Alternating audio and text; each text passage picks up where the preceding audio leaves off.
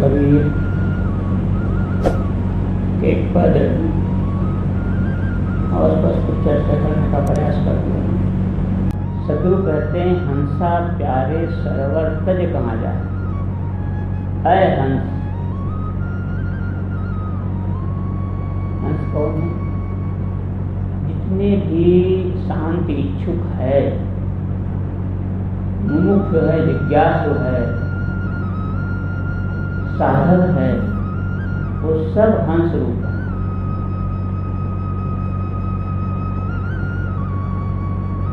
कहते हंसा प्यारे सरोवर तज कहाँ जाए। तो सरोवर क्या है? सत्संग। सत्संग सरोवर है। जैसे उस सरोवर में हंस मोती चुगता है, गंगा का नाला में, गंगा तालाब में हंस मोती नहीं चुगता। ऐसे ही सत्संग रूपी सरोवर में जो साधक होता है, जो मुमुक्ष जिज्ञासु होता है, वो मोती चुगता है। कौन सा मोती? ज्ञान का, मोक्ष कल्याण का। ये वही जगह है, यानी वो स्थान, वो सरोवर है जहाँ साधक खिल सकता है, साधक का जीवन बन सकता है। ऐसी जगह दुनिया में और कहीं नहीं। सदगुरु कहते हैं, हंसा प्यारे सरोवर तज कहाँ जाए। ऐसा साधक, ये उस साधक के लिए है जो आया तो साधना करने के लिए, कल्याण करने के लिए, भक्ति करने के लिए, लेकिन प्रमाद आ गया, अहम आ गया। और अहम का वहम ऐसा रोग है, आदमी अहम के वहम में पता नहीं क्या क्या वो कर्म करता है। ऊपर तो साधक का हमारा भेष है, लोग संत कहते हैं, साधु कहते हैं, महात्मा कहते हैं, प्रणाम करते हैं, आरती उतारते हैं, सब कुछ करते हैं। यानी ऊपर श्रृंगार है और अंदर अंगार है। ऐसे ये साहब कहते हैं, हंसा प्यारे सरोवर तज कहाँ जाए। तुम ऐसे सत्संग रूपी सरोवर को तज के कहाँ जा रहे हो? सोचा तुमने कभी? कहाँ जा रहे? जी सरोवर बिच मोतिया चुगत हो, बहुत ही खेल करा। उस सत्संग रूपी सरोवर में जिज्ञासु संसार को पीठ दे करके, इन्हीं घर परिवार समाज को छोड़ करके संतों के संग में आता है, संतों गुरुजनों के सानिध्य में आता है, तो कितना पुलकित होता है, कितना मगन रहता है, कितना खुशहाल होता है, सोचता है मेरा जीवन धन्य है। लेकिन धीरे धीरे प्रमाद आता है। भर्तृहरि जी ने वो कहा है, सत्संग स्वच्छंदता बिना कृपणता भज, न जानो के तब की यहाँ पर बहुत प्रत्यक्ष। भर्तृहरि महाराज जी ऐसा राजा या कहने वो आयासी आदमी कहता, उनका पूर्व जीवन से कितना आयास में था। रानी के बिना रहना उसके लिए बड़ा दुश्वार था, मुश्किल था। जब मन पलटा तब उसने कहा, सत्संग स्वच्छंदता बिना कृपणता भज, ना जानो कि तब यह फल हो। पता नहीं मेरे किस पूर्व जन्म का यह फल, इस सत्यों का सानिध्य सत्संग मिला। और स्वच्छंदता किसी प्रकार से कोई बाध्यता नहीं है, एकदम स्वतंत्र। तो ये हम सबको भी उपलब्ध है, पहले के जीवन को यदि हम देखें, साधकों को अपना जीवन बड़ा कष्टकर रहा है, बड़ा मुश्किलमय जीवन होता था। लेकिन अब गुरु कृपा से कहिए हम सब इतनी सारी सुविधा सुलभ हो गई है, इसी प्रकार से कोई चिंता तो हो है ही नहीं। चिंता करने वाले गुरुजन हैं, व्यवस्थापक हैं, सब हैं। हमें तो केवल वही अपना काम करना है ना, जिस काम के लिए, जिस उद्देश्य के लिए हमने घर परिवार समाज छोड़ा। सदगुरु कहते हैं जे सरवर बिच मोतिया जुगत, ज्ञान के मोती चुगते थे, शांति के मोती चुगते थे, बहुविधि खेल करा, यानी किसी प्रकार से कोई परवस्था नहीं, कोई बंधन नहीं, आनंद ही आनंद पीड़ा कर रहे थे। उन्मुक्त स्वच्छंदमय जीवन था, न कपड़े की चिंता, न भोजन की चिंता, न और किसी दवाई पानी, कुछ नहीं, इतना बढ़िया। बहुविधि खेल करा है, इतना बढ़िया। धीरे धीरे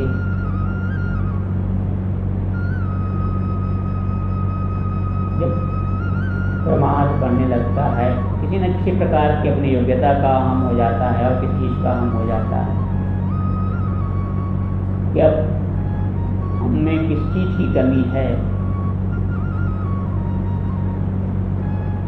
तो क्योंकि ये तभी होता है कि जिसका दृष्टिकोण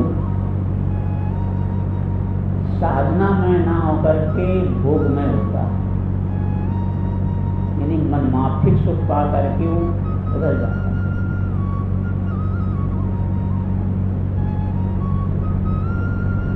वो तब प्रमाद आता है। सत कबीर ने जो कहा है कि जैसी लागी ओर की वैसे निभाए छोड़, कौड़ी कौड़ी जोर के पूंजी लक्ष्य को। जो थे, जो विचार,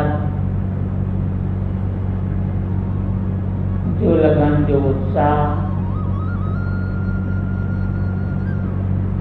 शुरुआत में साधक के अंदर होता है, वही तो कहते हैं अंत तक हो। जैसे लागी ओर वैसे निभाए छोड़, और मतलब अंत तक, फर्स्ट एंड लास्ट, और यानी छोड़, शुरू से अंत तक हो। तो कौड़ी कौड़ी जोड़ के, ना ज्यादा करे, क्योंकि हर साधक की कैपेसिटी, क्षमता, योग्यता अलग अलग होती है। किसी का पूर्व संस्कार इतना अच्छा होता है, बचपन से कुशाग्र, बुद्धि का बड़ी तेज पकड़ शक्ति होती है, जल्दी कामयाबी हासिल कर लेता है। किसी का उतना नहीं होता, तो धीरे धीरे ही सही, क्योंकि बूंद बूंद से घड़ा भरता है। सदगुरु कहते हैं कि कौड़ी कौड़ी जोड़ के थोड़ा थोड़ा ही सही, वो लक्ष्य करोड़ की पूंजी प्राप्त कर सकते हो, ऐसा ज्ञान प्राप्त कर सकते हो जो कभी खत्म न हो। यहाँ सदगुरु कहते हैं कि जिस सत्संग रूपी सरोवर में तुम ज्ञान, भक्ति, कल्याण, मुक्ति का मोती चुगते थे, अब छोटे कहा जाए। सूखे ताल पुरई जल छाड़े, कमल गए कुमलाए। सूखे ताल, वहाँ पहला जो हमने अर्थ किया था, उसमें शरीर जो कि सरोवर दाल सूख जाता है, तो चांद रूपी पत्ते रक्त रूपी जल को छोड़ देता है। यहाँ क्या है?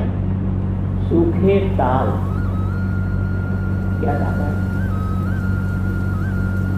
सत्संग में क्या होता है? बैराग, संयम, संयम वैराग का ताल जो सूखने लगता है, यानी साधक के अंदर ये घटने लगता है, संयम घटा, वैराग घटा, तब क्या होता है? सूखे ताल पुरई जल छाड़े, पुरई जल छाड़े, पुरई यानी भक्ति रूपी के पत्ते। कौन सा जल है? विवेक विचार का, ज्ञान का जल छोड़ देता है। जहाँ भक्ति ढीली हुई तो ज्ञान वैराग उसके लिए किस क्या मायने रखता है? कहते हैं ना, हमने देख लिया है, इतने साधक होता है, हमने देख लिया वहां जाकर,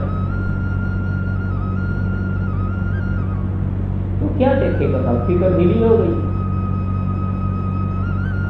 तो देखने की चीज नहीं होती, करने की चीज होती है, स्वानुभूत होती है। तो सब लोग कहते हैं सूखे ताल, आत्म संयम और वैराग्य का ताल सूखने लगता है, भक्ति विपत्ति ढीली हो जाती है, और ज्ञान वैराग, ज्ञान विवेक विचार जल से साधक लापरवाह हो जाता है, दूर हो जाता है। और कमल गए कुंभलाए, कमल क्या है? मोक्ष, शांति, मोक्ष रूपी कमल कुंभला जाता है।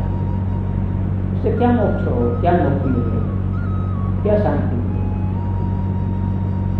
इसलिए सदगुरु कहते हैं कि प्रमाद रहित जीवन,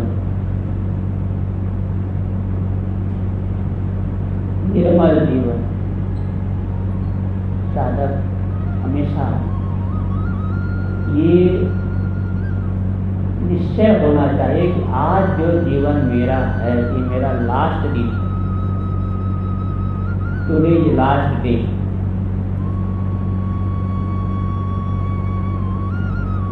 पता नहीं कल क्या होगा। गुरुदेव जी इसलिए इस बात पर हमेशा जोर दिया करते थे कि हर साधक को हर समय ये निश्चय होना चाहिए कि मेरा काम पूरा है।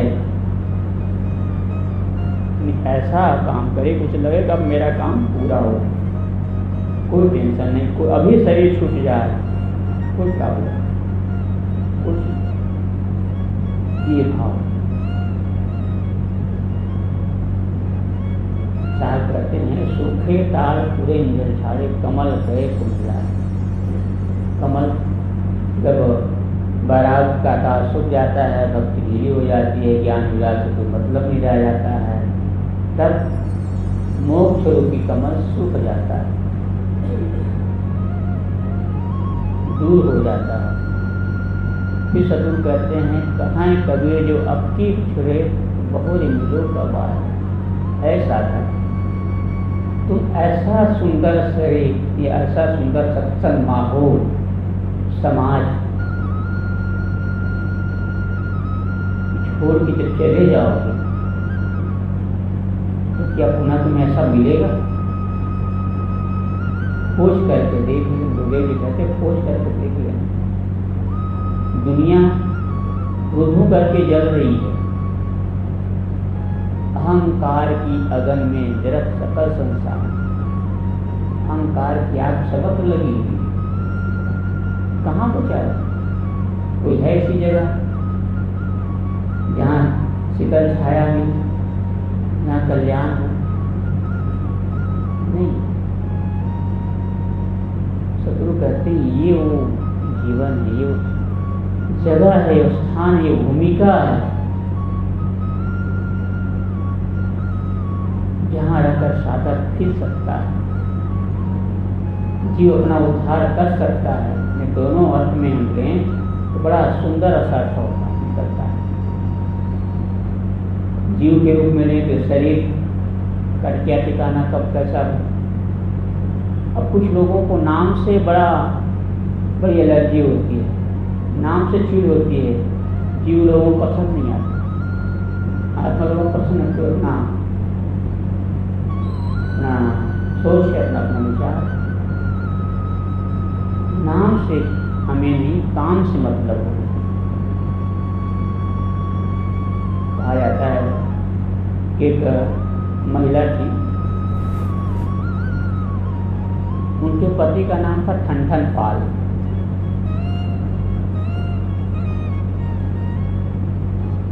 अब जहाँ जाए वो लोग कहे ठनठन पाल की पत्नी, ठनठन पाल की पत्नी। अब उसको बड़ा बुरा लगे। उन्होंने आकर एक दिन अपने पति से कहा कि देखो जी, तुम अपना नाम बदल दो, और तुम अपना नाम नहीं बदलते हो तो मैं तुम्हें बदल दूंगी। बेचारे ने कहा, अरे नाम रखा है, नाम से तुम्हें क्या काम, तुम तो काम से काम रखो ना। नाम रख दिया माता पिता ने, अब वो मानी नहीं। एक दिन वो आवेश में आकर, गुस्सा में आकर घर छोड़ के चली गई। अब जब गई तो जाते जाते देखती क्या है कि एक लड़की लकड़ी मिल रही थी। उसने उससे पूछा, तुम्हारा क्या नाम है? लड़की ने सर उठा कर देखा, उसने कहा, मेरा नाम तो लक्ष्मी पाल है। वो स्त्री फिर आ गई तो देखता क्या है कि एक हट्टा कट्टा तगड़ा युवक बोरा में भूसा भर रहा है। उसने कहा, भैया आपका क्या नाम है? उसने कहा, मेरा नाम धनपाल है। भूसा भर रहा था, बोरा मंजूरी कर रहा था, भूसा भर रहा था। उसने कहा, मेरा नाम धनपाल है। फिर आगे बढ़ी हूँ, आगे बढ़ी, देखती क्या है कि कुछ लोग, एक आदमी जो मर गया था उसको कंधे पर ले जाकर शमशान जा रहे। उस महिला ने कहा, भैया इसका क्या नाम था? उसने कहा, इसका नाम अमरपाल। कहा वो, अब वो महिला जो घर छोड़ करके जा रही थी, अब वापस आ गई, घर आ गई। घर आई तो उसके पति ने कहा कि तुम तो घर छोड़ के चली गई थी, अब कैसे आ गई, क्या हुआ? तो उसने एक दोहे में उसका अर्थ दिया। कहा, लकड़ी बीने लक्ष्मी पाल, लकड़ी बीने लक्ष्मी पाल, भूस भरे धनपाल, और अमरपाल तो मर गए, भले रहे मेरे ठनठन पाल। यानी कि जो लक्ष्मी पाल है, जिसका नाम ही लक्ष्मी हो, तो लकड़ी भी रही है। नाम तो लक्ष्मी पाल है और लकड़ी भी रही है, क्या बड़ी गरीबी। और एक जिसका नाम धनपाल है, बेचारा भूसा भर रहा है, मजदूरी कर रहा है, भी गरीब। और जिसका नाम अमरपाल है, वो मर गया। इससे अच्छा तो मेरा ठनठन पाल ही अच्छा है, नाम से क्या करें। तो नाम केवल संबोधन के लिए होता है, व्यवहार के लिए होता है। हमें आचरण को महत्व देना, इसलिए कहा गया, कृतेन ही भवेधार्यो न धने न विद्या, आचार हिना न पुनंति वेदा। आचरण हमारा, रहनी हमारी अच्छी हुई तो सदगुरु कबीर का ये पद, सदगुरु कबीर कहते, हंसा प्यारे सरवर तज कहाँ जाए, है प्यारे हम। इस सुंदर सरोवर को छोड़ करके तुम कहाँ जा रहे हो? तुम्हें क्या हो गया है? इतना सुंदर सुनहरा मौका तुम्हें और कहीं मिलेगा? मनुष्य के अलावा निस्तर खाने जितने प्राणी हैं सब भोग भूमिका है, उसमें संभावना ही नहीं है। सदगुरु कहते तुम हंस हो, इसलिए अपने आप को पहचानो। सुंदर समय सुंदर मौका छोड़ मत जाओ। जे सरवर बिच मोतिया चुका तो बहुत टिके खड़ा है। इस शरीर में रह करके जीव क्या क्या भौतिक क्षेत्र में देखिए, अध्यात्म क्षेत्र में देखिए, जो लगनशील होते हैं, उद्यमी होते हैं, मेहनती होते हैं, कितना नाम कमाते हैं, कितना रिकॉर्ड बनाते हैं। तो साधना क्षेत्र में भी साधक आगे बढ़े तो वो मंजिल दूर नहीं, वो लक्ष्य दूर नहीं। इसलिए किसी ने कहा है लक्षण ओझल होने पाए कदम बढ़ाता चल। मंजिल तुम्हारी कदम चुभेगी आज नहीं तो कल, बस हमें कदम बढ़ाना है। मंजिल तो सामने खड़ी हमारा इंतजार कर रही है। सदगुरु कहते हैं तुझे सरवर बिच मोतिया चुका तो बहु खेल करा है। सूखे ताल पूरे छाने कमल गए कुमलाए। जब शरीर सूख जाएगा, बुढ़ापा आ जाएगा, कुछ करने की स्थिति नहीं रहेगी, सारी इंद्रियां जवाब दे देगी, सारे कमल मुरझा जाएंगे, तब क्या कर पाओगे? तो वर्तमान समय अच्छा है, उस समय को पाकर के हमें अपनी साधना का काम निरंतर करते रहना चाहिए। बोलिए सद्गुरु देव की।